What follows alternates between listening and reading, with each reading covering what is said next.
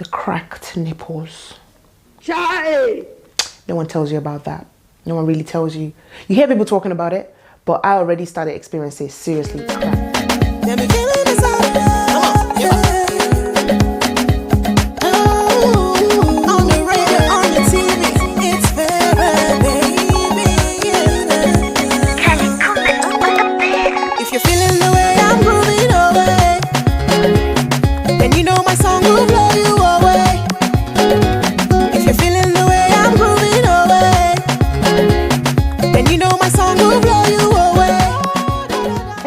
So welcome back to my channel. It's me, Vera. That's Voice Every Race Accepts. And if you're new here, not yet subscribed, please feel free to hit the subscribe button right below this video. But before you leave, make sure you hit the notification bell so you don't miss out when I upload contents like this and more. To all my returning subscribers, especially those who are here from my 17 to 22 weeks update, thank you so much for tuning in once again. Today, as the title states, we're going to be discussing, or I'm going to be telling you about symptoms and the journey through my pregnancy. I'm sure a few of you have seen 2 videos or 3 that I've uploaded a few weeks back, and I was supposed to have been uploading every 3 weeks just to keep you updated. So like my last video was 13 weeks to 17 weeks, and now it's supposed to be 17 to 2021, but unfortunately, guys, I wasn't able to record at 20 weeks, and I have actually just turned 22 weeks. It's a big gap. It's like 5 weeks, but it's okay. A week extra is not that bad, especially when there's nothing major really happening. I know you guys didn't see me with braids last time, so My spouse!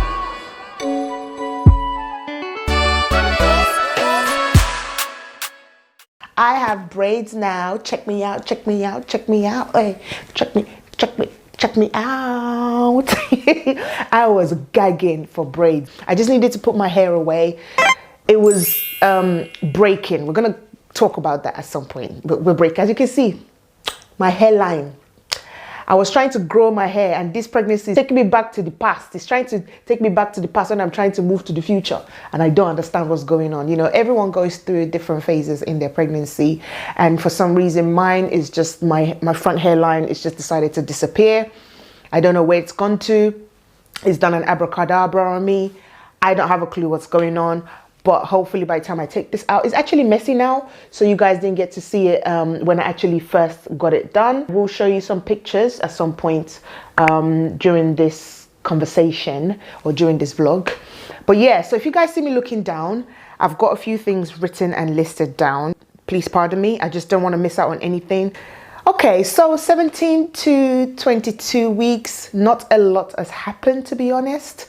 But I can tell you for a fact that I still have no cravings.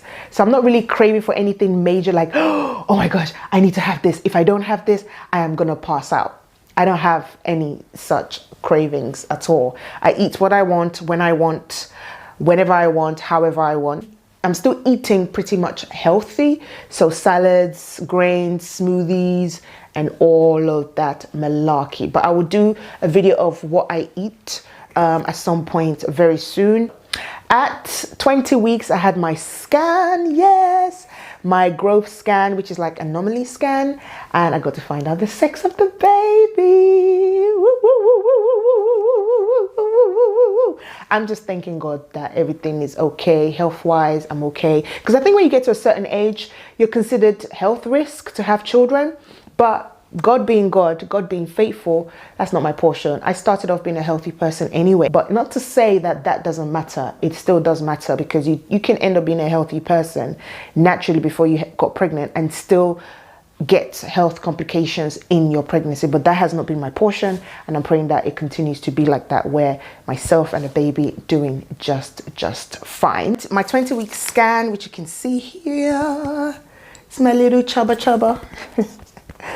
It's my little baby. Yeah, I got quite a few pictures actually, quite a lot. So baby's healthy, baby's doing great, growing well. I got to see baby's face, like a bird's eye view of my baby's face. I saw lips and nose, and I was like, oh, this is so cute. So mind you, I'd already had a scan at 16 weeks where I did find out the sex already.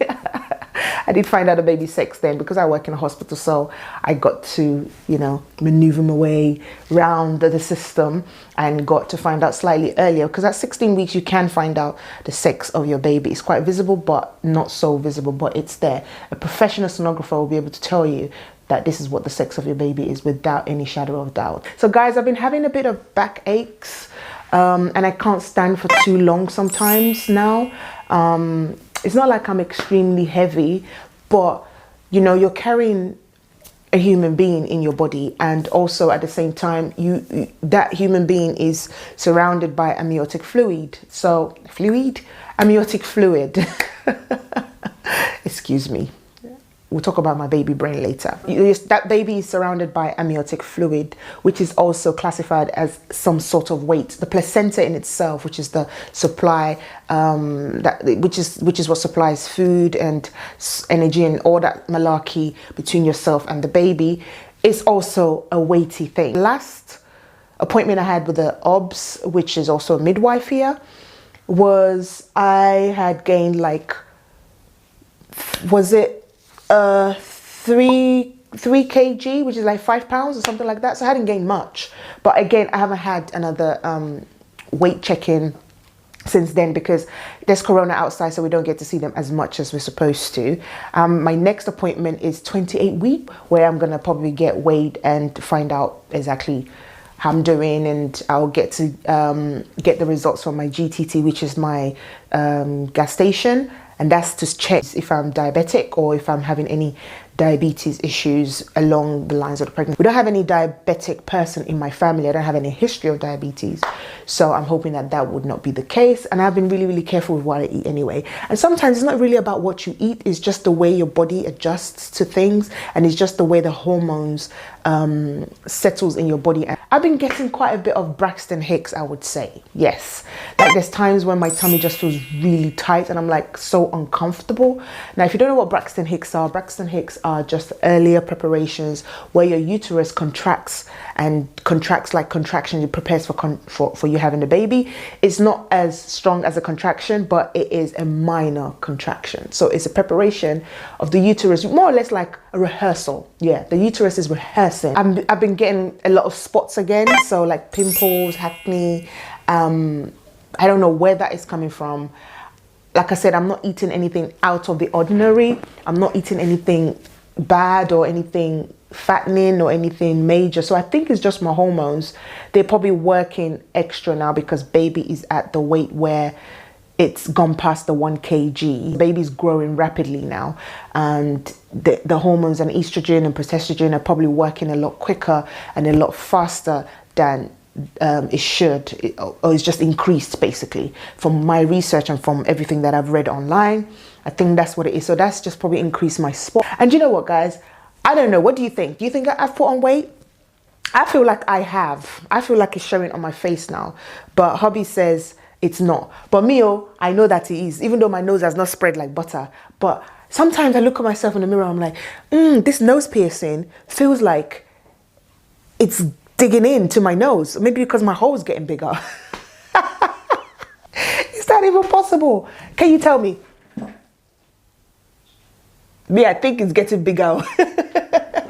Me, I think it's getting bigger. I don't know. Sometimes I feel like I can't see it and I'm like pushing it to make sure it's not going inside the hole. But I guess it's just a subconscious thing. I think it's a mental thing because I'm expecting that my nose is going to spread up to here like Shrek. That hasn't happened yet, but my face, I know it's getting a bit rounder. I could tell. It's not a bad thing. It's expected. It's expected. It's expected. It's expected. Even though I don't want it, it's expected. It's expected. I'm ready and prepared to have anything happen with this pregnancy because at the end of the day, I'm bringing a special being into the world. So therefore, it's a sacrifice you make as a mom. You know, your body is not your own at the moment. Hope you guys like my braids. So you guys will be seeing me in braids a lot more because it's the easiest thing for me to do right now, to just kind of tuck my hair away. And whilst the barbers are not open, just tuck the hair away. To be honest, if it's left to me, I would cut the hair. It is left to me, but my husband kind of said he wants me to grow my hair. And then I started to think, Mr. Man, you met me with short hair. You loved the short hair, or did you not? So now you're saying, let your hair grow. Are you secretly trying to tell me that you like long hair? Apostle will hear of this. Huh? Are you secretly trying to tell me that you like long hair? Because if that's the case, I'm a short hair girl, oh. I'm a short hair girl. Let me tell you that now. I tell you that for free, bro. No, really, he loves my hair the way it is, but it's just that, just a break, just something different. And at the same time, I was trying to take a break from bleaching my hair anyway, because though you can bleach your hair while you're pregnant, it's safe. It's very, very safe. I just wanted the break from it, you know, I just wanted one less thing to worry about. This hair is messy, as I said, and hopefully by next time you see me, I will have done another set of braids, maybe box braids bigger than this, because then my hair would be long enough to actually grab hold of it to create the box braid. I wanted to talk to you guys about two items that I've been using lately. Do I have any itch on my tummy? Oh yes, I do. I started getting itchy on my tummy at around 14 weeks, I think it was, or 13 weeks. And I noticed around my pelvic bone area, I was really, really itchy around there. And I knew that I couldn't scratch it. And I was like, oh, this is so annoying. I tried shea butter and I tried olive oil and I tried coconut oil. It wasn't working. It just wasn't working. I just still was getting really itchy. And though I'm still stretching and I know I'm still going to get more itchier. So I decided from then I was using this black seed oil. Like, this is not the actual container that it comes in. This is, as you can see, is a Marks and Spencer's container. I don't business, yeah. But this is, I just want to show you the content and what it looks like. This is black seed oil. My mom gave me this. It comes in like a really, really big bottle and is authentic. Like this, the big bottle, which is like 500 ml, I think cost about 440 something, 400, come on Vera, about 40 something pounds, and is the authentic black seed oil. So I just grab a little bit of this and I rub it on my belly. And then that's it. For the rest of the day, I don't get itchy at all. This is undiluted, organic black seed oil. I just put it in here and I rub it in on my belly. There's one thing I've been experiencing a lot, like really, really cracked nipples. Jesus is Lord. And God blessed us with nipples. Or God blessed me, like seriously. I don't have any fear that my baby will not be able to latch on. But the cracked nipples. Charlie! No one tells you about that. No one really tells you. You hear people talking about it, but I already started experiencing seriously cracked nipples. Because I think my colostrum is coming in, which is, you know, the letdown of the milk. Though I have not seen any, but I know that I'm probably producing milk now. It's called colostrum.